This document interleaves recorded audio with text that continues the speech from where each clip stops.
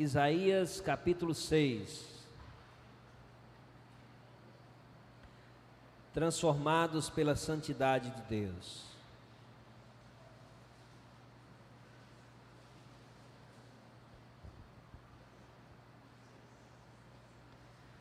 Transformados pela santidade de Deus. Nós vamos ver no exemplo do profeta Isaías, num episódio específico, onde ele recebeu uma revelação, e o intuito é de nos colocarmos no lugar do profeta Isaías, né?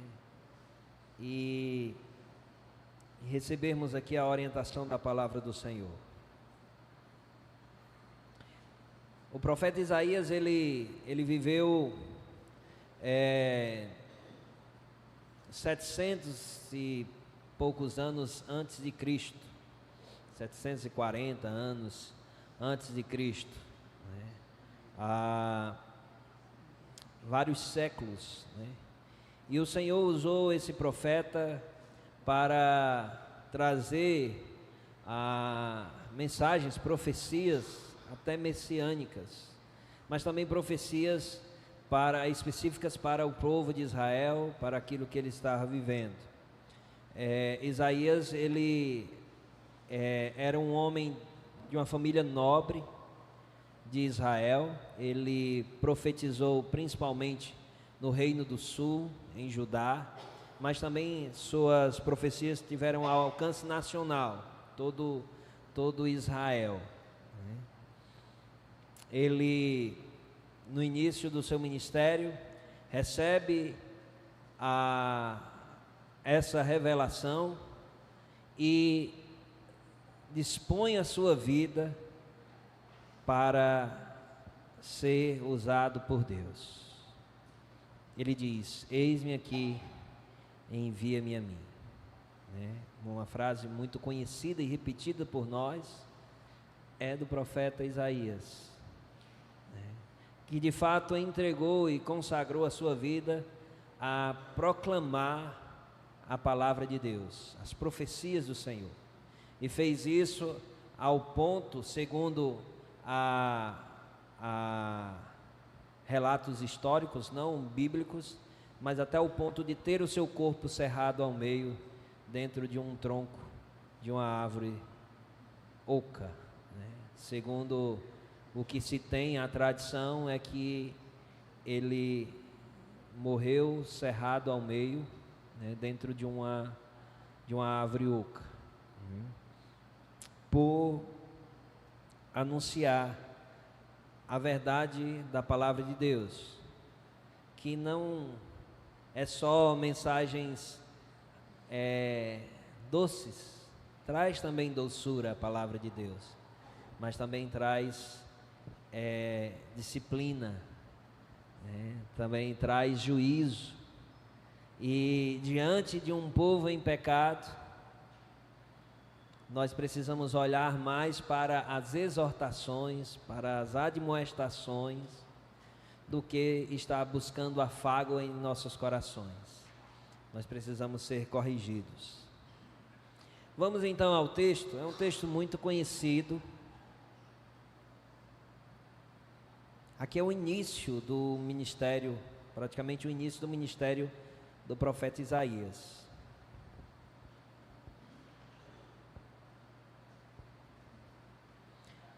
Diz assim: no ano da morte do rei Uzias, eu vi o Senhor assentado sobre um alto e sublime trono, e as abas de suas vestes enchiam o templo. Serafins estavam por cima dele, cada um tinha 6 asas, com 2 asas cobriam o rosto, com 2 cobriam os seus pés, e com 2 voavam. E clamavam uns aos outros, dizendo: Santo, Santo, Santo é o Senhor dos exércitos, toda a terra está cheia da sua glória. As bases do limiar se moveram à voz do que clamava, e a casa se encheu de fumaça.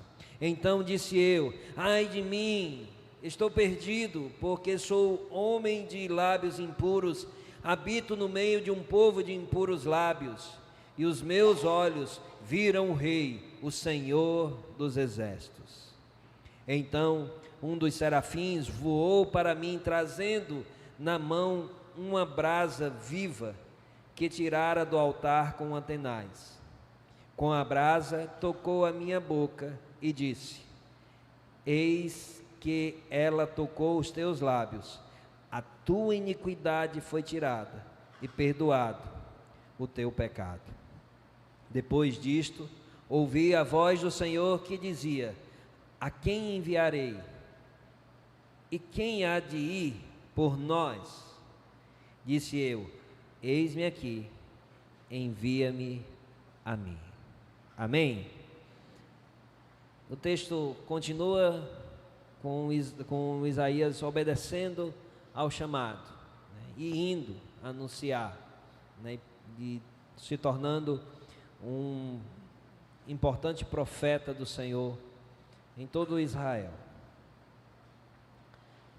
Nesse texto nós entendemos que quando nos deparamos com a santidade de Deus, somos confrontados com nossos pecados, purificados por sua graça e enviados à missão. Em resumo, nós vemos isso no texto. Quando olhamos para a santidade de Deus, quando compreendemos a santidade de Deus, nós somos confrontados com os nossos pecados são confrontados, somos purificados pela graça, pela presença desse Deus, e somos comissionados, ou somos chamados a atender à missão do Senhor e servi-lo. Em nossos dias, nós vivemos tempos em que a visão de Deus tem sido reduzida a conceitos bem humanistas, né? Um Deus que está a serviço dos nossos desejos. A gente tem combatido isso, a gente tem se levantado de maneira contrária a essa pregação, né? A pregação que satisfaz o ego humano, a pregação que enaltece o homem, a pregação que coloca o homem no centro de todas as coisas e que rebaixa Deus a um servo, a um gênio da lâmpada que está sempre pronto a atender aos nossos pedidos, no qual nós só recorremos quando estamos precisando, quando estamos carentes de algo, ou quando estamos desesperados, e muitas vezes apresenta-se um Deus que nesse momento você corre lá e esfrega aquela lâmpada e Ele vai aparecer para te livrar de todo mal, do perigo, ou te dar o que você deseja.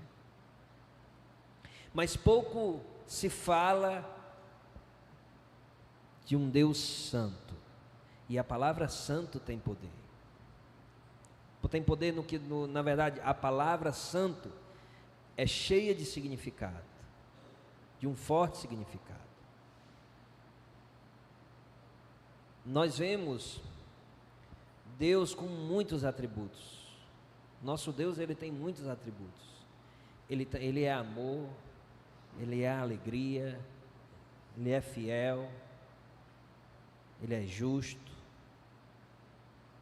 E dentro desses atributos de Deus, tem um que também poderíamos dizer que é um dos seus atributos centrais. O Deus a quem servimos é um Deus santo. Um Deus santo, separado, e que não contempla a iniquidade. Somos muitas vezes enganados pelo nosso próprio coração, de que, por sabermos que Deus nos ama, muitas vezes queremos comparar com o amor fraterno, né, dos nossos pais, que independente do que façamos, eles estarão ali nos amando, e que muitas e muitas vezes estarão ali fechando os olhos para ver os nossos erros. De fato, o amor de Deus é comparado com o amor de um pai, né, descrito, mas não porque o amor do pai e da mãe é um amor perfeito, mas talvez porque mais se aproxima da intensidade do amor de Deus. Mas Deus não carrega as falhas que o ser humano carrega, que os nossos pais carregam, de estar muitas vezes fechando os olhos para as iniquidades dos filhos. Deus, Ele nos ama, mas Ele ama a santidade, porque Ele é santo.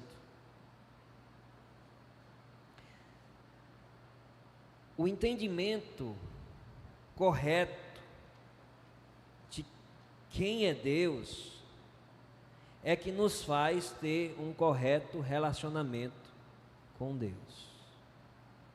Se nós não soubermos quem é o Deus da Bíblia descrito, nós não vamos saber nos relacionar corretamente com esse Deus.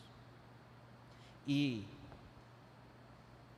estaremos correndo um forte risco de cairmos no erro, de nos colocarmos em uma posição mais elevada do que realmente nós temos e somos, e rebaixar Deus da posição que Ele tem. Quando não o conhecemos, nós corremos o risco de fazer isso. Nós temos algumas observações aqui dessa visão de Isaías, e podemos aprender como ele se porta diante de Deus, daquele momento. É uma visão, mas ele realmente reconhece que está diante do próprio Deus. O versículo 1,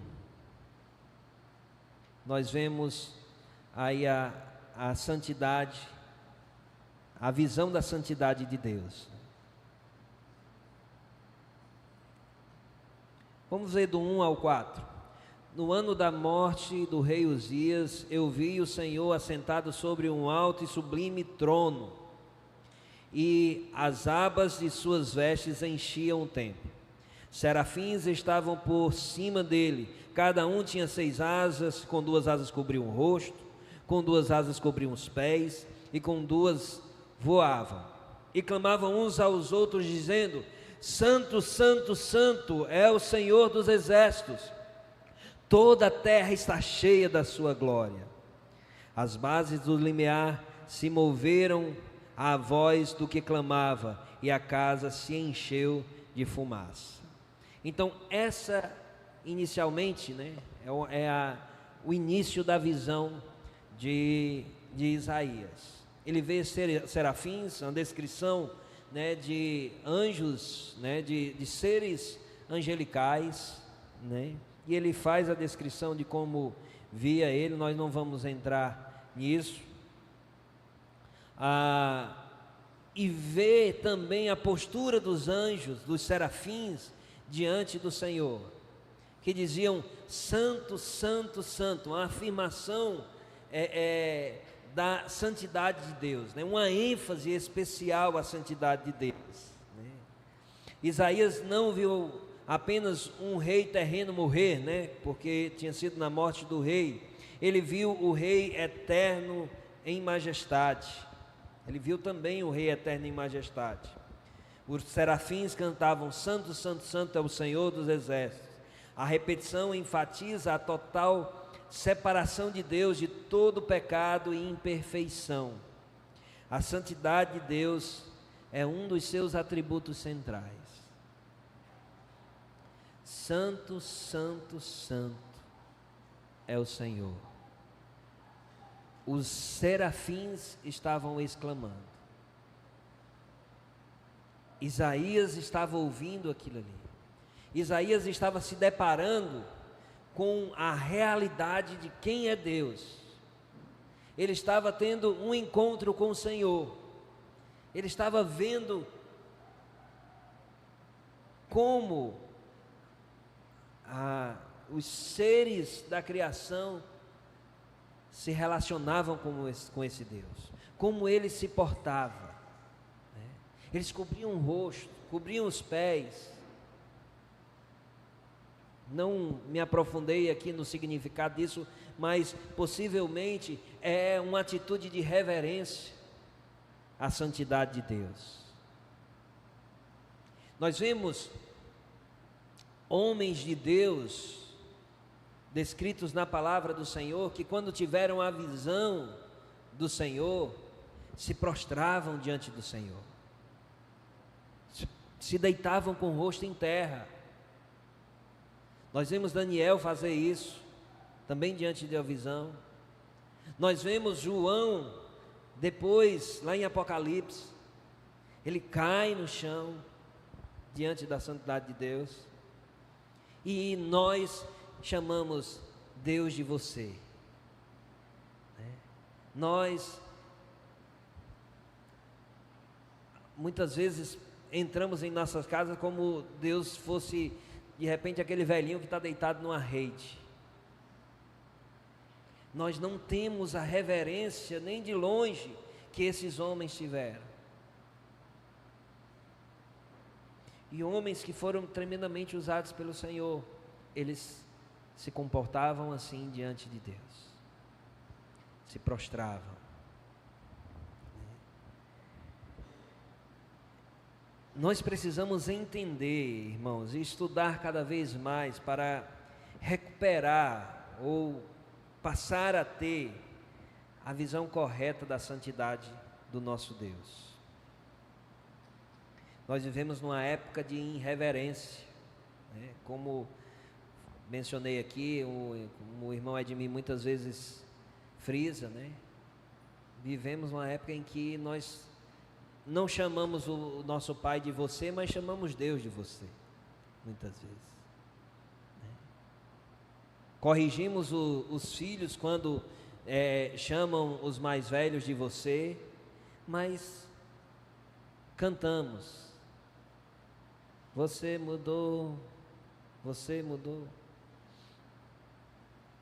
Eu não estou indo na intenção do autor quando fez a canção, mas dentro da própria língua portuguesa existe formas, né, de tratamento, né, até de hierarquia e de se comunicar até com as autoridades. Por exemplo, se você for fazer um ofício, uma carta, alguma coisa para uma autoridade, tem o termo certo. Se for um governante, vai lá, excelentíssimo. Se for um juiz, ou enfim, tem os termos certos. Você não vai escrever para uma pessoa que é incumbida de alguma autoridade, você. Mas aí nós nos relacionamos com Deus, com você, e aí você pensa, né? E eu entendo o pensamento, mas a gente precisa refletir nisso. Não, mas isso é intimidade com Deus. Mas reverência não é falta de intimidade. Ter reverência não significa que não se tem intimidade. Nós temos que ter sim intimidade com o nosso Deus, mas essa intimidade tem que ser dentro do conhecimento correto de quem Deus é, de quem nós somos. Essa é a relação correta que devemos ter para com o nosso Deus.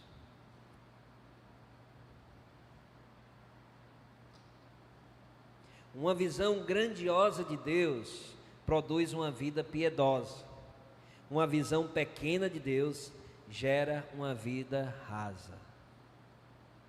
Essa é uma frase de Augusto Nicodemos.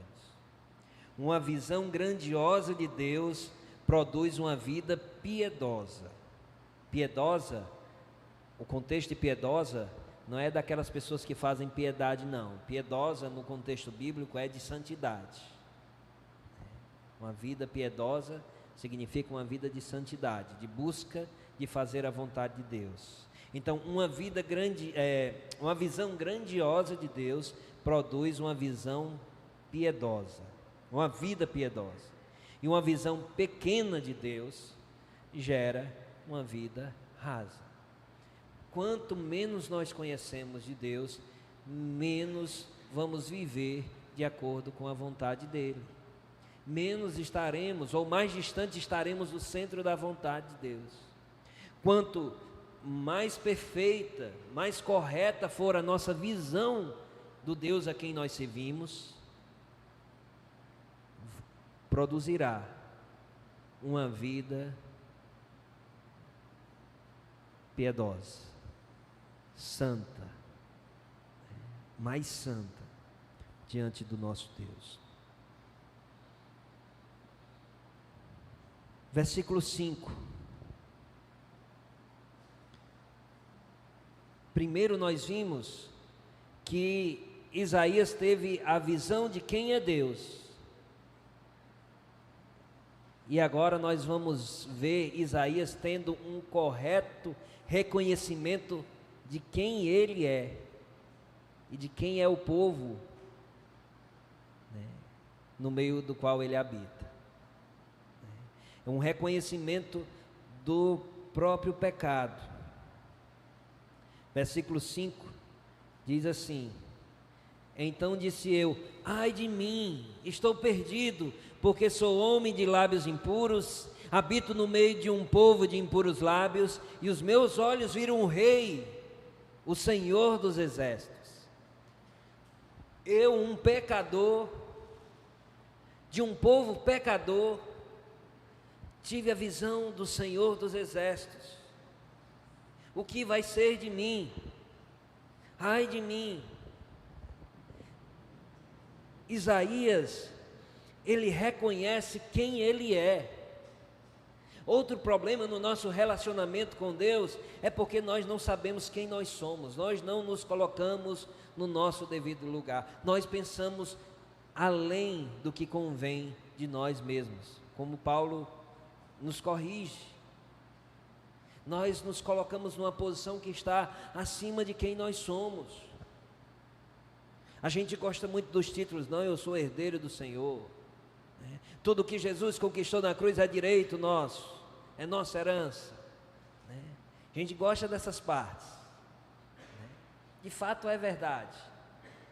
O Senhor venceu por nós, mas a glória não está em nós, né? Não somos nós que devemos bater no peito e dizer é meu, é nosso.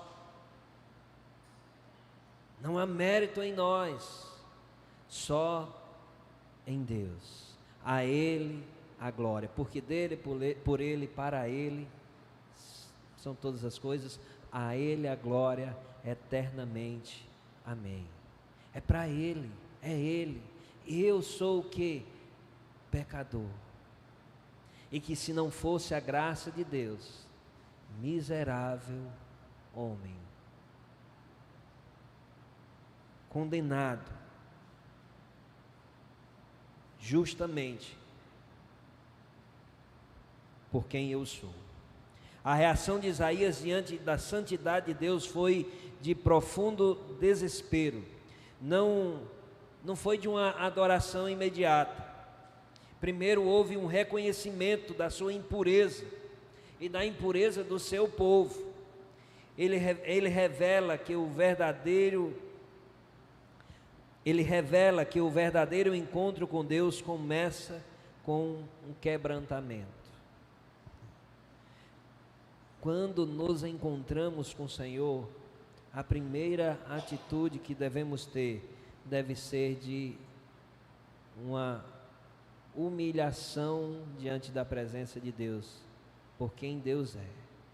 Humilhação não para querer, né, não como um teatro, mas por reconhecimento dos nossos pecados e do quão merecedor nós somos da ira de Deus e não da graça. O quão merecedor nós somos de Deus estar pesando a mão e não de aliviar o fardo. Muitas vezes passamos por momentos difíceis de tribulação, de sofrimento, e nós queremos, com ousadia ou até talvez com prepotência, dizer: por que, Senhor, estamos passando por isso? Por que eu estou passando por isso?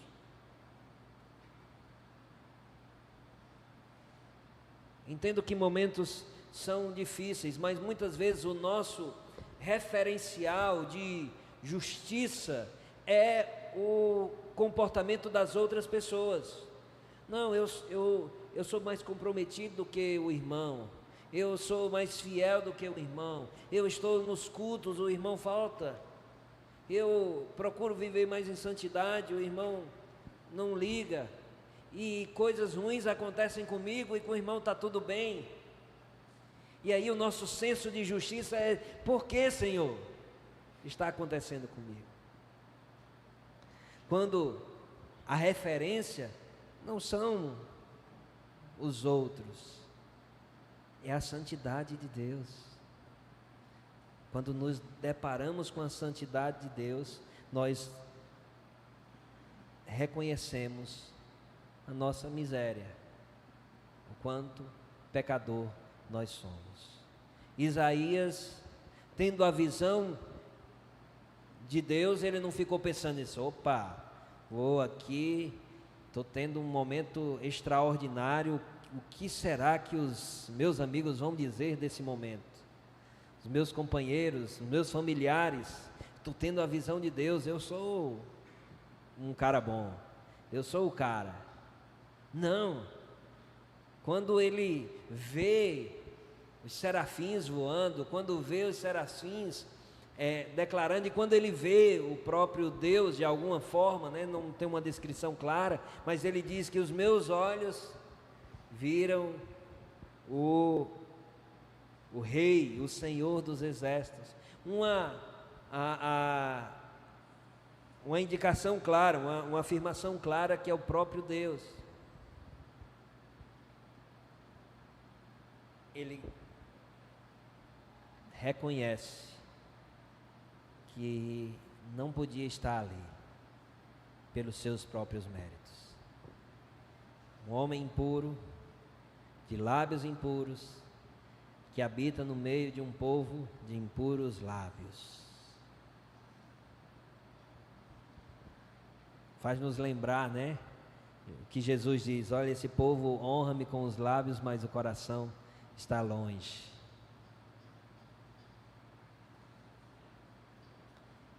Isaías reconhecia que os lábios eram impuros, mas o seu coração estava bem posicionado pelo próprio Deus, com certeza.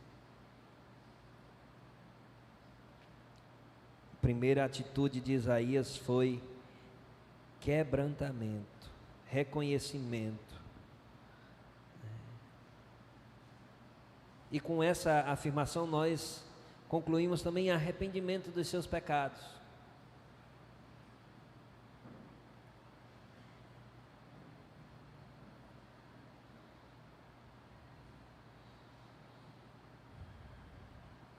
Ninguém pode servir a Deus de verdade sem antes ter um coração contrito, arrependido.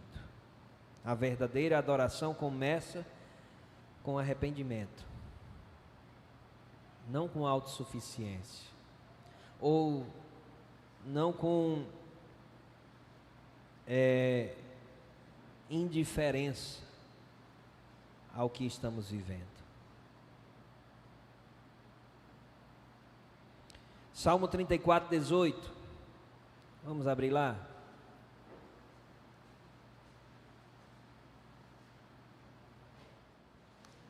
Perto está o Senhor dos que têm o coração quebrantado e salva os de espírito oprimido.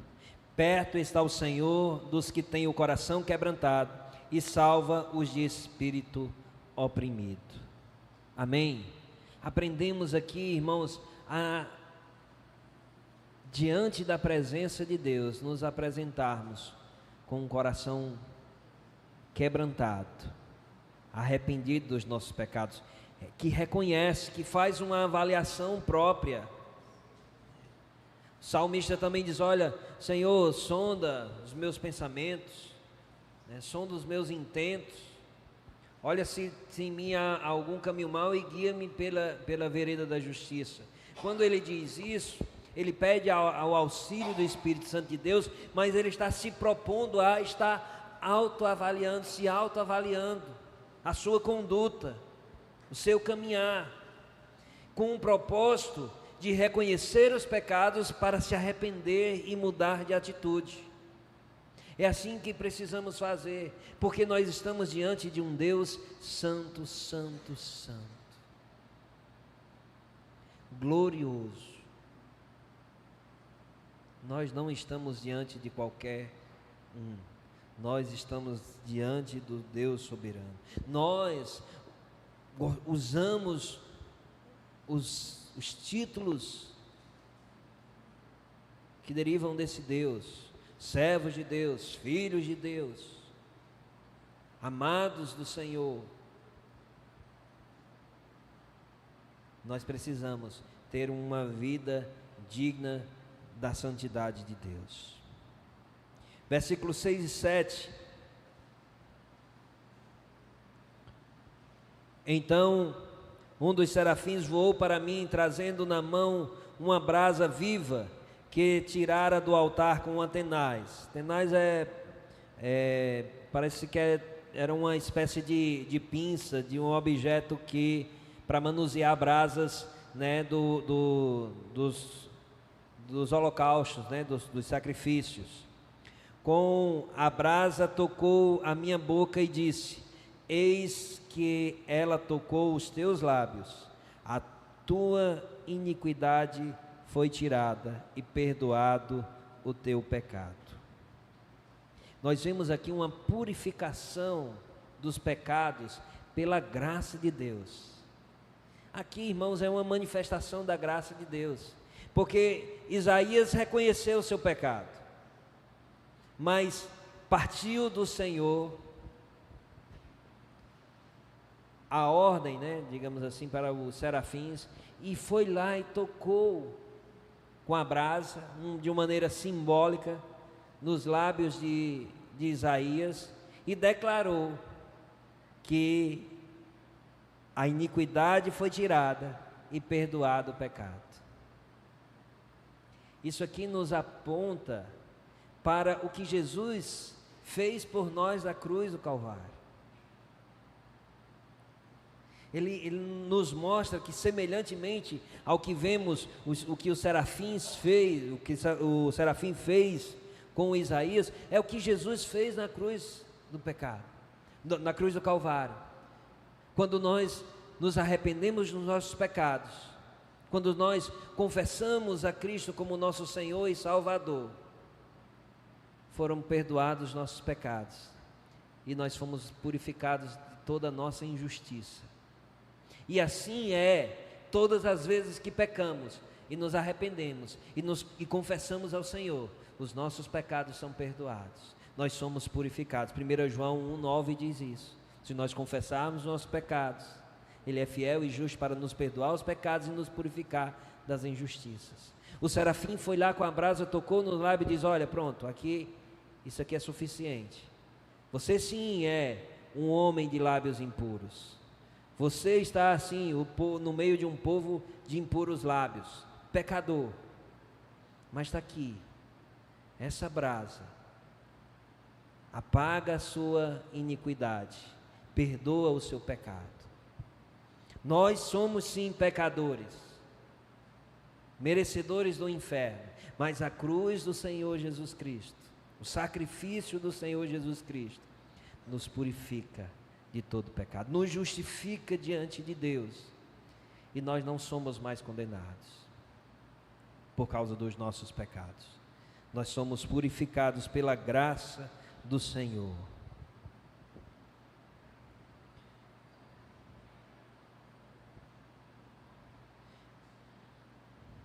Mesmo pecadores podem ser purificados e restaurados. Talvez você, ao ouvir essa mensagem, esteja se sentindo indigno, assim como eu me sinto indigno. Mas Deus é poderoso para purificar as nossas vidas e usá-las quando nós nos entregamos em arrependimento ao Senhor. Arrependimento e fé são os critérios para sermos limpos, sermos purificados, sermos salvos e sermos usados, que é o próximo ponto aqui. Quando tomamos essas atitudes diante do nosso santo Deus, nós agora sim estamos aptos para a missão. Isaías aprende muito rápido. Foi um momento, imagino que algo muito dinâmico ali. Ele tem a visão, ele reconhece, ele recebe a purificação dos seus pecados, da sua iniquidade, e agora, diante do chamado para a missão, ele responde, ele atende. Depois disso, ouvi a voz de quem? A voz do Senhor, que dizia: a quem enviarei e quem há de ir por nós? Disse eu: eis-me aqui, envia-me a mim. Percebem a ordem? E que agora, depois de todo o processo, nós vemos que não há aqui uma prepotência de Isaías. Não é um chamado qualquer que ele está passando e diz: opa, eu vou. Não é um chamado de qualquer um que não tem nenhum critério e você pega e diz: não, eu vou. Isaías viu o Senhor, ele entendeu a glória do Senhor, a santidade do Senhor, ele reconheceu o seu pecado, reconheceu a sua iniquidade, recebeu a purificação do Senhor, pela sua graça, pela graça do Senhor, e agora sim, eu vou, eu posso ir, eu estou aqui, Senhor, eis-me aqui, envia-me a mim. Somente depois de ser purificado, Isaías ouve o chamado. Isso mostra que a missão não começa com nossas habilidades ou méritos, mas com um coração transformado e rendido. Deus não procura os mais talentosos, mas os que se colocam à disposição com humildade e fé. Confirma a Escritura, 1 Coríntios 2, 27. Deus escolheu as coisas fracas do mundo para envergonhar as fortes. Não é a nossa performance, não são as nossas capacidades, é o nosso coração, em sintonia com o Deus Santo. Um coração reverente com Deus. E também podemos ainda aprender mais uma lição com isso, que é a visão de Deus, a visão da santidade de Deus, também nos leva a atender a sua missão.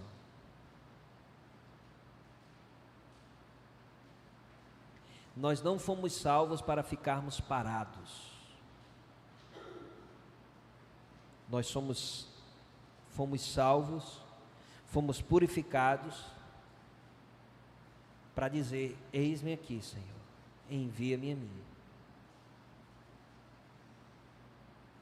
Você talvez não saiba o que fazer, mas Deus sabe onde te colocar.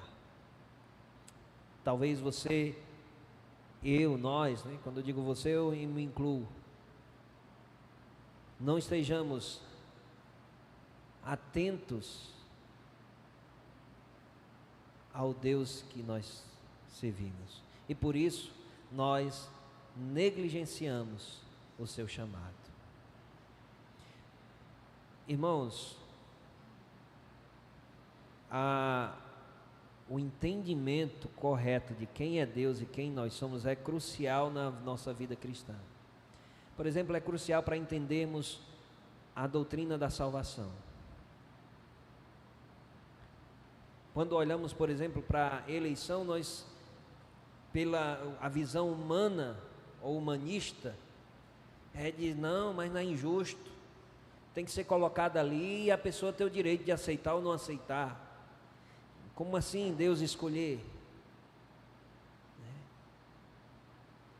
Isso se dá porque não se conhece claramente quem é Deus, a santidade de Deus, soberania de Deus.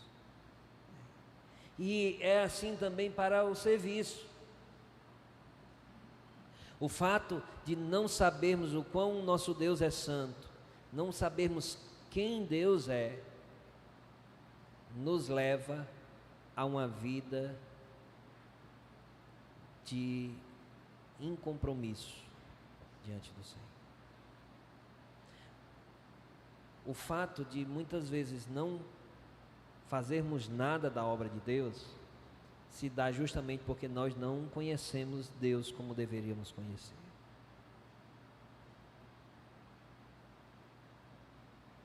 Às vezes não, vou tirar às vezes daí. O fato de não fazermos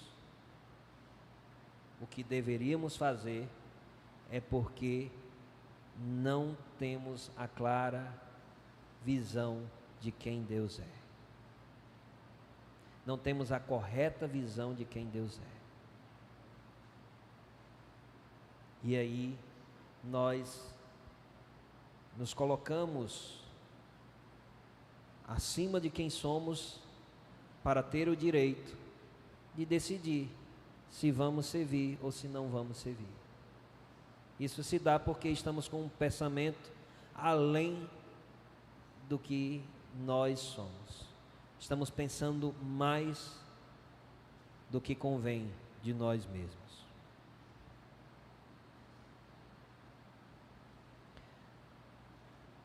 A visão de Deus nos leva à missão. Não fomos salvos para ficar parados, mas para responder: eis-me aqui, envia-me a mim. A igreja precisa de crentes dispostos a servir, a evangelizar, a discipular, a testemunhar com ousadia.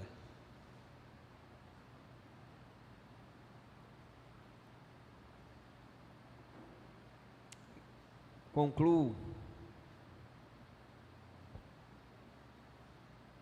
dizendo: a santidade de Deus nos revela quem somos, mas também o quanto somos também amados pelo Senhor, porque recebemos sem merecer da sua graça. Isaías foi transformado por essa visão e respondeu com entrega total. Essa precisa ser também a nossa resposta. Lembra lá da biografia de Isaías? Teve essa visão e essa visão transformou a vida dele até o fim, até a morte. O que leva um homem a não recuar diante do perigo iminente, ou melhor, iminente não, real de morte? O que levou tantos homens de Deus, pós período bíblico, na igreja primitiva, a arriscar a vida e a vida da sua família, dos seus filhos, para não negar o Evangelho? O que leva a um pai ver o filho ser devorado por um leão, mas não negar Jesus? Como existem os relatos na história da igreja. Sabe o que faz isso? É a pessoa que tem a visão correta do Deus a quem ele serve, da santidade desse Deus, da grandiosidade desse Deus, do amor desse Deus, da fidelidade desse Deus. O amor de Deus não é só os presentes, mas é nos sustentar até na hora da morte, é estar conosco, não até o último momento, mas para sempre conosco, até passando pela morte. Talvez hoje nós precisamos recuperar a visão da santidade de Deus. Talvez precisamos nos arrepender, sermos restaurados.